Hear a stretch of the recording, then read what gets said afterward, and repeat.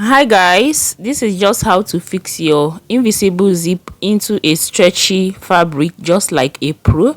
Can you see there is nothing like bulging around the fabric? So in this video I'm going to be teaching you just how to fix an invisible zip into your stretchy fabric, and it will come out just like this one you can see on top my machine. You can see how beautiful this is. So we are going to be making use of a contrasting color of zip, so that once I finish this you will see that this works out perfectly well, and the black fabric is going to be serving as our dress. So before you fix your zip, what you need is to create a zipper allowance. And before you start fixing your zip, you must have stitched it using a loosed stitch, and the down part, which is where your zip is not going to pass through, is going to be stitched using a tight stitch. Can you see? This is what I'm exactly showing you on this. Okay, so I have at the down part the tight stitch, and for the upper part the loose stitch, and this upper part is where our zip is going to be inserted. So what you want to do is to go onto your ironing table and open up your zipper allowance just like this. So ensure that you use your iron to open up your zipper allowance. And again, what you need is a paper gum if you are in Nigeria. But if you are not in Nigeria, what you should know this as is a feasible interface. So I'm using the lightest type of it. Okay, so what you want to do is to cut out a little pieces of this light interface and then gum it into your zipper allowance. Okay, so you're going to have to go on and open up your zipper allowance. Don't worry, because you have ironed this, you're still going to have your lines intact. Okay, so this line is where you're going to follow to fixing your zip. Is very important.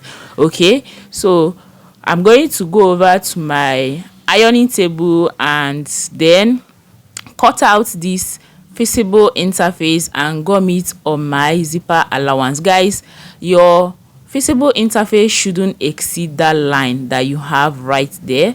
Okay, so I'm going to show you exactly how to gum this. This is how to do it, and you're going to use a steam iron to do that. Okay, the feasible interface has something like shiny parts. Okay, and that is where the gum is, and that is what we are going to gum. So after I gummed it, this is what I have, and turning it over to the wrong part, this is what you should have.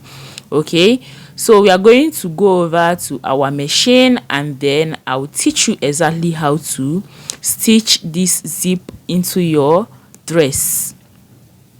So guys, remember that the black velvet material is serving as our dress. Okay, so just for the sake of this tutorial, now this is my dress and this is the zip. What you want to do is the wrong part of this zip should be facing you. In other words, the right part of this zip should be facing the wrong part of your dress. Okay, so let me flip it over so that you understand what I meant. Okay, so this is the wrong part of my dress, that is the inner part of my dress. Now you are going to be facing the right part of your zip, okay, to the wrong part of this dress just like this, and make sure that you are starting this from the lower part of your zip. Okay, so what I do is to make sure that the line that I have right on my dress is aligning with the line on the zip. Okay, you know that line which you open up by the time you want to open up your zip. I don't know if you get it. That is what I mean. So the line should, your zipper line should align with the line on your dress, and you are going to first of all match this for the first time on your dress. Okay, now is not time to sew in our zip properly. Well, it's just for us to hold this zip on our dress, so you are going to have to sew in this one part to one part of your zipper allowance, and then you turn it over to the other part. Can you see that I started from the down part to stitch this in the first place? Now you are going to turn over to the upper part, and then making sure that your two zipper allowance aligns with each other, okay, with your zip, okay, so that it will you will be sure that your zip falls in place properly well, okay. So, and you're going to match the other part of your zip. So you guys, if you don't understand this, just glue your eyes on this screen and I promise you, you're going to be able to fix your invisible zip to your dress just like a pro. So can you see what I'm doing? I'm sewing this and I'm checking to know if my zip is aligning with the line, okay. So you guys, now this is what I'm going to do until I match this zip on my dress and then cut off my thread. Now after matching this zip, this is the first step you should take, okay, to be able to bind this zip on your dress for the first time. Now we have what we called invisible footer and we have what we called a zipper foot. Okay, the previous one I used to match the zip on my dress is actually a straight footer, okay, our normal footer. So what I'm going to do is to remove the straight footer and input my zipper footer. Now I said my zipper footer, we have what we call invisible footer, and that was the black one that I just put aside. So many people don't know how to use this, that's why, or let me say, so many people don't even have it, that's why I'm putting it aside, okay. So let me use this regular one that people know of. So what you're going to do right now is to open up your zip, okay, before you start stitching the main zip on the lines, okay. It's not like it's the main zip. Now you know we have the first step and the second step. The first step is to bind the zip to your dress. Now this is the second step, okay. Before you start this second step, you're going to have to open up your zip. And can you see what I have right there? If you look at this zipper footer, you would notice that it's facing towards the left part, okay. And I'm trying to open up my zipper to be able to sew this inward, okay. So this zipper is what makes it an invisible zipper, is the ability for you to sew it in properly well, okay. And once you get to where your zipper head is, ensure that you shift away the zipper head and try as much as you can to still sew this in. It might be difficult, but just try, okay.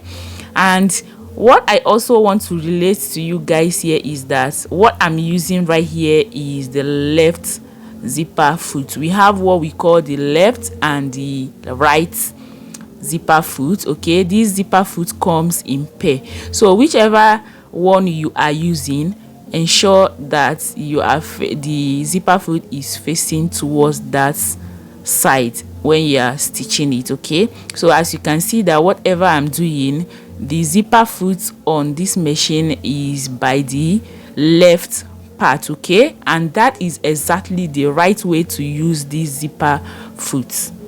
So you guys, you can see that for the first step I started towards the upper part, and now I flipped over to sew the other one following the down part, okay. So that is how to use this zipper foot.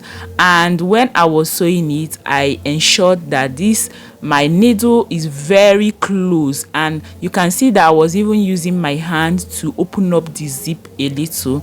So you guys, if you finish watching this, there is no how you won't be able to fix in your zipper foot. Can you see that I'm done? And although I used a contrasting color of zip, it is barely very impossible for you to see that there is zip inside this material, okay. So now I'm going to open up the zip and then cut off the excess. Okay, this is for me to top stitch my zip into this dress. So I'm going to push forward that part that I just cut off and then flip it over and top stitch.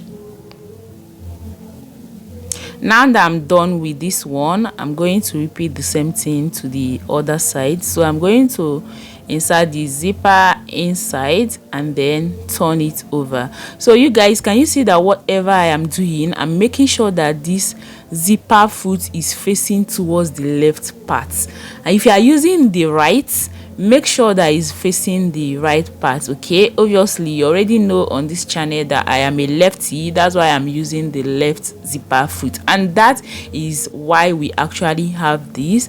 You can also change the zipper foot if you so wish. Okay, some people make use of the right. After making use of the right, they change to the left and also use, that's why it came in pair.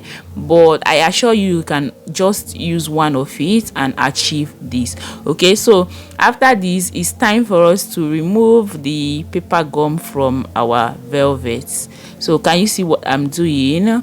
So it's not like the paper gum is going to stay there forever. So after you finish sewing, you remove it, and you guys, this is what we have. You can see that our zip is looking very lovely. So if you enjoyed this video, please do make sure to give it a thumbs up. I'll see you in my next one. Bye.